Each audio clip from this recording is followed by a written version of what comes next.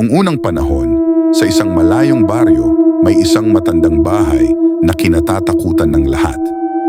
Sabi ng mga matatanda, tuwing gabi raw ay may nagpapakita na isang multo ng isang babaeng nakaputi.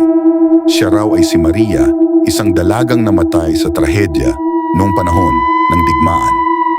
Isang gabi, isang batang lalaki na nagngangalang Juan ang naglakas loob na pumasok sa bahay upang patunayan na hindi totoo ang mga sabi-sabi. Pagpasok niya, naramdaman niyang malamig ang hangin at biglang nagpatay-sindi ang ilaw. Sa kanyang paglalakad sa loob, narinig niya ang mga yapak at biglang lumitaw ang isang babaeng nakaputi.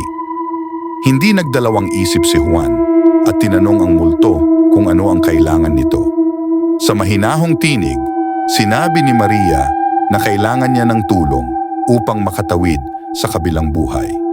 Kailangan niyang malaman na pinatawad na siya ng kanyang pamilya. Dahil sa kanyang kabaitan, nagpasya si Juan na tulungan si Maria. Kinausap niya ang pamilya nito at ipinaliwanag ang nangyari.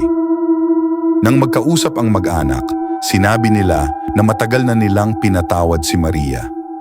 Sa gabing iyon, muling nagpakita si Maria kay Juan, ngunit sa pagkakataong ito, nakangiti na siya. Nagpasalamat siya kay Juan bago tuluyang naglaho. Mula noon, hindi na muling nagpakita pa ang multo sa matandang bahay.